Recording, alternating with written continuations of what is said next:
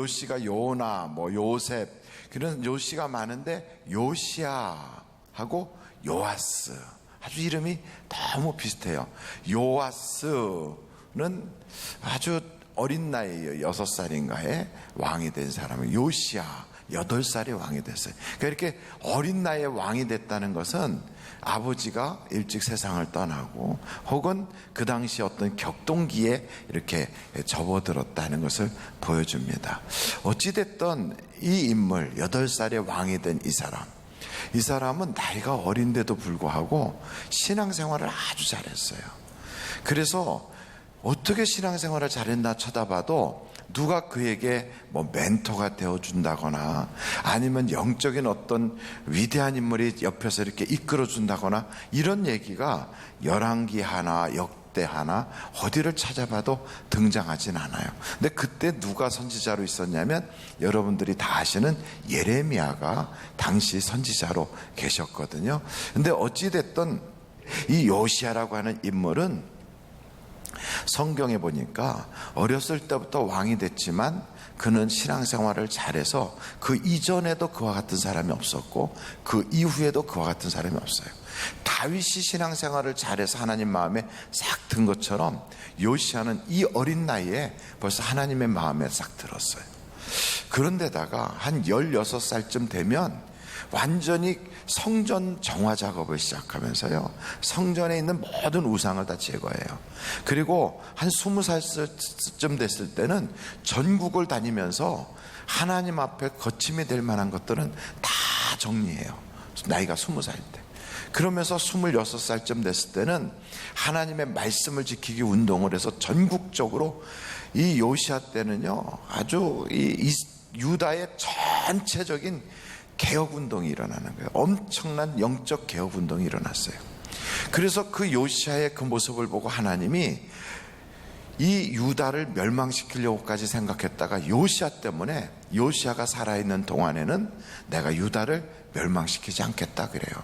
그러니까 이 요시야라고 하는 인물은 유다의 마지막 등불인 거예요. 그루터기인 거예요. 다 버티고 있는 거예요. 그 요시야가 쓰러지고 나서는 유다가 급격히 망해버려요. 그러니까 얼마나 그 한 사람이 귀한지 몰라요. 그러니까 여러분, 한 사람이라도 온전히 하나님 앞에 신앙생활을 반듯하게 하면 그 사람 때문에 하나님이 나라도 살릴 수 있고요, 교회도 살릴 수 있고 가정도 살릴 수 있어요. 여러분, 가정이 막 어려워요. 우리 집안은 틀려 먹었어, 우리 집 잘 될 꼴은 내가 평생 못 보겠어, 이렇게 말하는 사람은 그 가정은 희망이 없는 거예요. 그러나 그런 가정 형편에도 하나님 나를 이 가정에 출생하게 한 것은 바로 이때에 나로 하여금 이 가정을 품에 안고 기도하라는 것인 줄로 믿습니다. 그리고 하나님께 부르짖어 기도하는 거예요. 우리나라에 여러분, 사실은 60년대 70년대 그런 여러 어려움이 막 겹치고 막 그랬던 우리나라에 사실은 별로 직업이라는 게 없어가지고 그 당시에 직업은 공무원 아니면 은행이에요.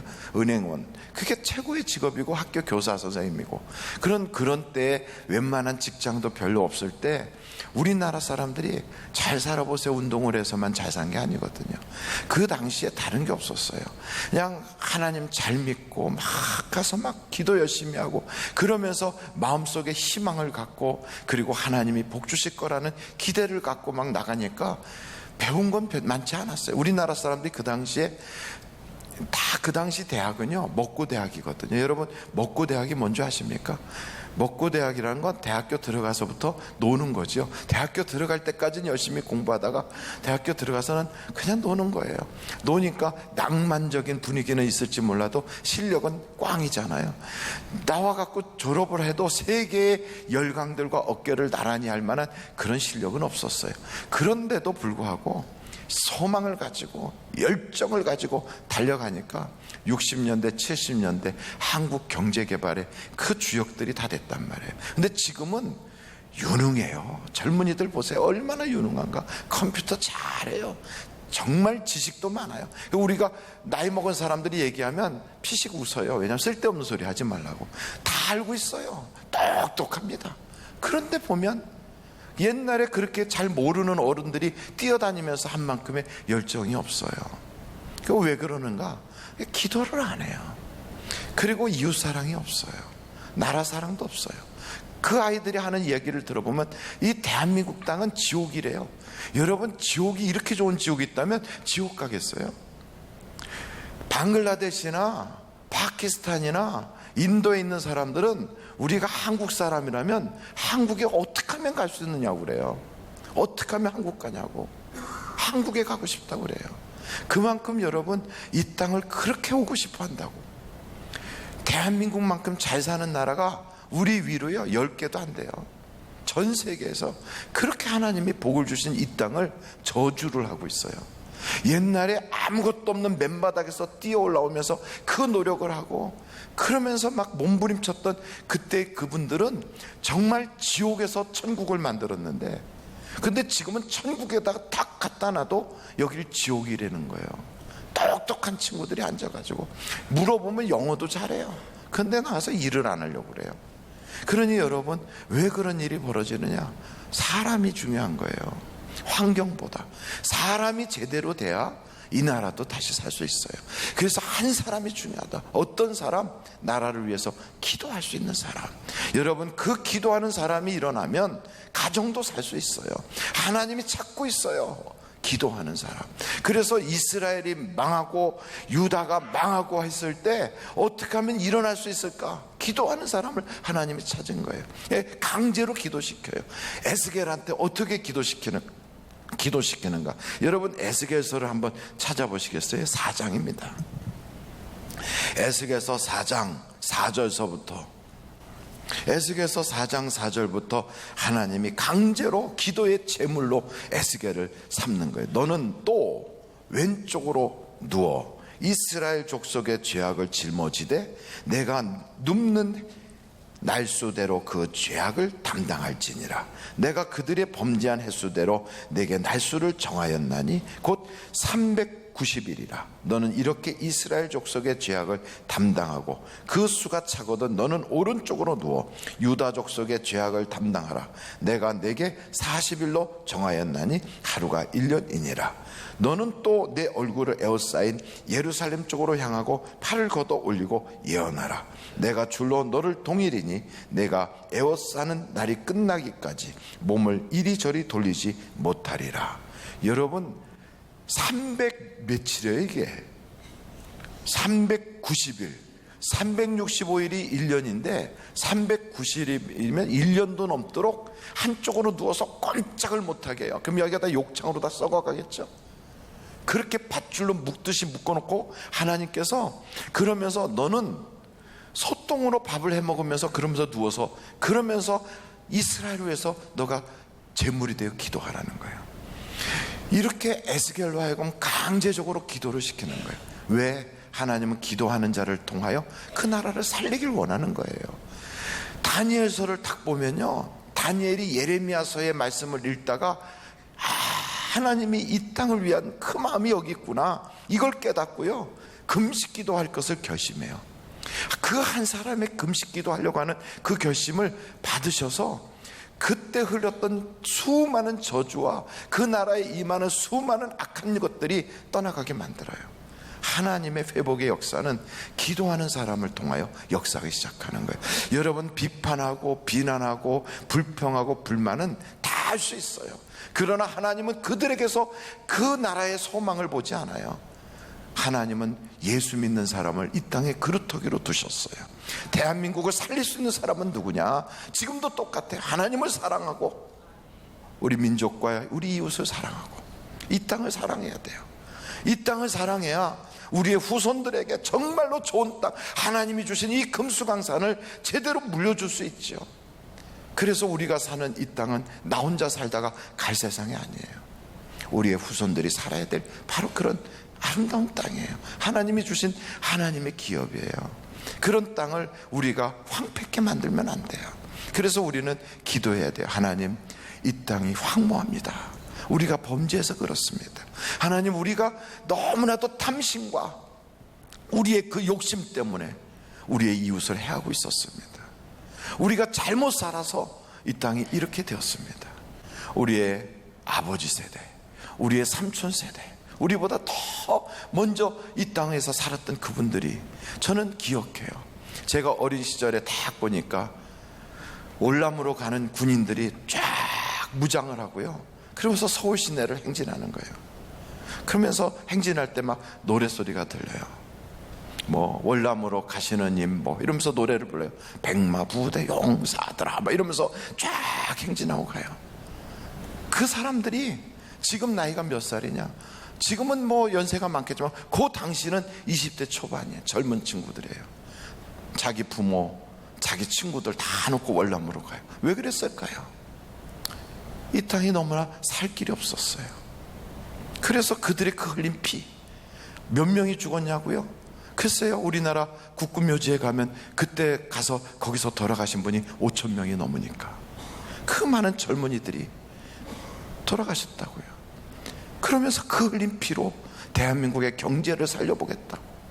여러분, 그래서 우리나라가 이렇게 살았어요. 흘린 피가 있었어요. 기도한 사람들의 기도가 있었어요. 그래서 이 땅이 산 거예요.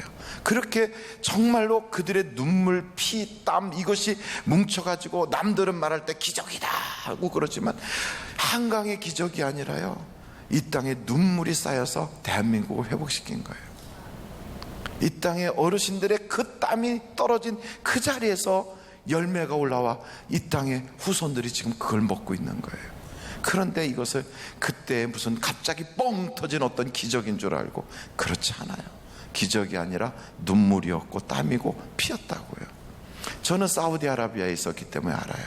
월남에서 그렇게 피 흘렸던 그 사람들이 그 다음에 이란으로 가서 거기서 그 고통을 겪으면서 한국을 살려보려고 그 애를 썼어요. 그러다가 호메뇽이라고 하는 사람이 들어왔을 때 그들이 거기서 버틸 수가 없어가지고 사우디까지 들어온 거예요. 그 열사의 땅 사우디에서 거기서 그 고생을 해가면서 한국으로 보냈던 그 많은 달러가 대한민국의 경제 개발을 일으켰다고요. 여러분, 그분들 많이 배운 줄 아십니까? 아니에요.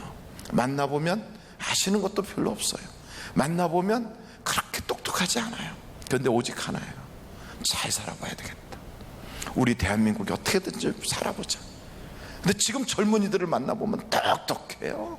지식도 많아요. 정말로 초인류예요. 초인류 그런 문화를 가지고 살아요. 야, 그런데 어쩜 그때 옛날에 가지셨던 그 어르신들의 열정은 하나도 찾아볼 수 없는지 우리가 깨달아야 돼요. 이 땅을 회복시키려면 핵무기가 아니고, 이 땅을 회복시키려면 미국과의 굳건한 조약만이 아니라 우리 속에서부터 하나님을 사랑하고 우리나라가 하나 될 수 있도록 정말 이웃을 사랑하고 이 땅을 후손에게 멋지게 물려주겠다는 그런 기도운동이 다시 일어나야 될 줄로 믿습니다. 이 요시야라고 하는 한 사람이 그런 운동을 일으킨 거예요. 그때 하나님이 그걸 보고 한 사람에게 소망을 두고 유다의 등불을 끄지 않은 거예요. 여러분, 한 사람만이라도 가정을 위해서 기도하고, 한 사람만이라도 교회를 위해서 기도하고, 한 사람만이라도 이 나라를 위해서 기도하면 하나님 그 사람에게 소망을 두고 이 땅에 기회가 있구나, 다시 일어날 수 있겠구나, 다시 정의로, 다시 진리로 돌아설 수 있겠구나 하고 하나님의 마음이 뜨거워지실 거라고요. 두 번째, 요시야의 개혁운동을 딱 보면 이 요시야는 자기 생각과 자기 주관을 통해서 개혁운동이 일어난 게 아니에요. 자기 어떤 신념, 주관을 그걸 내세워서 한 게 아니라 요시야가 개혁운동하게 됐던 가장 큰 계기는 성전을 청소하면서 성전에 있는 헌금통 속에서 책을 발견했어요. 그 헌금통 속에서 발견한 책이 뭐였냐면 그게 신명기서였어요. 오늘 우리가 읽고 있는 모세오경의 마지막 부분 신명기서를 발견한 거예요. 이걸 딱 발견한 요시야가 그걸 읽으면서, 그때 그의 나이가 16살밖에 안 돼요. 그걸 읽으면서 막 통곡을 했대요. 성경에 보니까. 그러면서 자기 옷을 찢으면서 어찌할꼬 하나님의 말씀을 모르고 우리가 이렇게 큰 무서운 죄를 졌구나. 16살짜리가, 우리는 사춘기인데, 가슴을 치면서 막 통곡을 했대요. 야, 참 사람이요, 이렇게 하나님 말씀에 감동된 사람을 구한다는 건 너무 놀라운 거예요. 근데 이런 사람을 하나님이 보내신 거 아니겠어요? 우리는 기도해야 돼. 하나님, 이 땅에 사람을 보내주세요. 우리 교회에서도 그런 사람이 일어나게 해주세요. 내 가정에서도 그런 인물들이 일어나게 해주세요. 여러분, 세상에 그냥 어떤 사람은 최고의 책들로 쫙 갖다 주고 최고의 그냥 유능한 지식들을 갖다 쏟아줘도요, 그거는 다 배고자 하는 베개밖에 안 돼. 그리고선 앉아갖고 맨날 게임이나 하고 앉아있고 꿈도 없고 소망도 없어요. 그런데 이 친구는, 이 요시아라고 하는 이분은요, 하나님의 말씀을 딱 붙잡자 그걸 가지고 나라를 살려보려고 몸부림을 친 거예요. 여러분, 말씀이 부딪히는 데마다 하나님의 기적의 역사가 나타나요. 하나님의 기적의 역사가. 왠 줄 아십니까? 이 세상은 무엇으로 창조됐어요? 말씀으로 창조됐거든요. 그래서 말씀을 들어야 영이 살아요. 말씀을 부딪혀야 인생이 달라지는 거예요. 그러니까 이 세상에 말씀을 딱 붙잡아야만 거기서부터 지혜가 생기고, 거기서부터 하나님을 경외할 줄 알고, 거기서부터 악한 마귀를 딱 끊어버리고 죄와 결별할 수 있지요. 아무리 학교에서 많이 배워도요, 죄와 결별하는 건 안 가르쳐요. 최고의 명문대학을 나와도요, 죄를 이길 수 있는 힘은 없어요. 죄를 이기게 할 수 있는 그 놀라운 그 지혜는 어디서 나오느냐? 하나님의 말씀 속에서 나오는, 말씀 속에서. 하나님의 말씀이 꽝 하고 부딪힐 때, 그때 역사가 나타나는 거예요. 그래서 성경에 보니까 공허하고, 그리고 정말 어둠이 그냥 가득하고 그냥 막 무질서한, 그래서 그런 곳에 하나님의 신이 이렇게 운행하는 거예요. 하나님의 신이 이렇게. 그러고 말씀하시는 거예요. 빛이 있으라. 여러분, 하나님의 말씀이 들어가니까 그때부터 충만해지고, 그때부터 질서가 잡히고, 그때부터 어둠이 떠나고 빛이 생기는 거예요. 여러분의 아픔이 있어요. 공허함이 있어요. 여러분의 남들에게 말할 수 없는 그런 혼돈이 있어요. 너무너무 혼란스럽다. 나는 왜 이렇게 살아야 되는지 모르겠다. 삶의 의미가 없고, 그냥 사는 것이 사는 것 같지 않고, 마음이 허전하고 너무 고독하고 외롭고. 우리 주님은요, 성령께서 이미 품고 있어요. 쓰다듬고 있어요. 나를 이렇게 어루만지면서. 성령은 나를 떠난 적이 없어. 대한민국에 하나님의 복음이 들어오고 나서부터 이 대한민국을 우리 주님은 한 번도 떠난 적이 없어요. 이 땅에서 전쟁이 있을 때도, 이 땅에서 수많은 젊은이들이 막 외치면서 자유를 위하여 민주화 운동을 한다고 할 때도, 산업화 운동을 일으킬 때도 우리 주님은 이 땅을 떠나지 않고, 남들은 쉽게 변질해도 우리 주님은 변하지 않고, 그 공허와 그 무질서와 그 어둠을 이렇게 상처받은 영혼들을 위해서 쓰다듬고 있는 거예요. 해골 때처럼 남들은 소망이 없다고 그래요. 정말로 이들에게는 더 이상 기대할 수 없다고 그래요. 그럴 때 우리 주님이 그러는 거예요. 생기의 바람이 불어오면 산다는 거예요. 생기의 바람이. 여러분, 이 생기의 바람은 하나님의 입에서 나와서 흙덩어리밖에 안 되는 인간의 코에다 푸익 하고 불어넣을 때 그 일어나서 육신이 생기가 됐던, 생명이 되게 했던 하나님의 바람, 성령의 바람이에요. 여러분, 그 말씀이 꽉 하고 부딪히는 순간 기적이 나타나요. 여러분, 그 성령이, 그 말씀이 육신이 돼서 오신 분이 예수님이잖아요. 그래서 예수님을 만나기만 하면 누구든지 기적이 나타나요.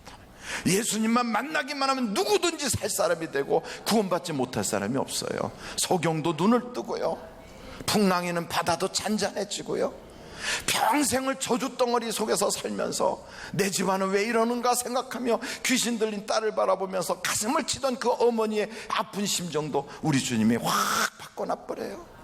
예수님만 만나면 인생이 바뀌는 거예요. 여러분, 그 예수님은 말씀이란 말이에요. 말씀이 육신이 되신 분이 예수님이에요.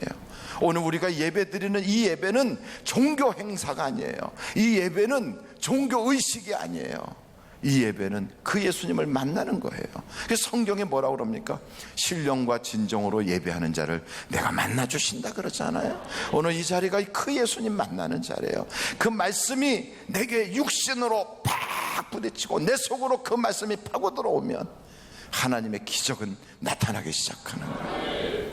마지막으로 이 멋있는 요시야, 이 친구가 글쎄 성경을 딱 보니까 39살에 죽었어요.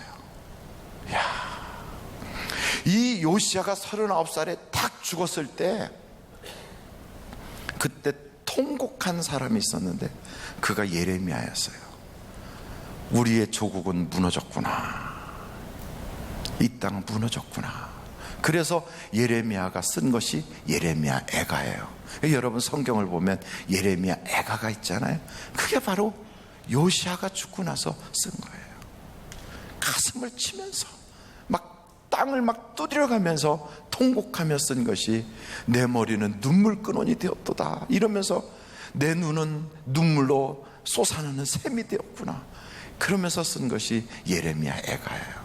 여러분 이 예레미야 애가를 보면 구구절절이 얼마나 가슴 아파하는지. 왜 이렇게 가슴 아파하느냐면 나라가 망하는 것 때문에만 가슴 아픈 게 아니라 이 요시야라고 하는 인물이 어떻게 그렇게 39살 아직도 젊은 나이에 그렇게 맥없이 쓰러졌는가? 이유는 하나예요. 그게 뭐였는지 아십니까?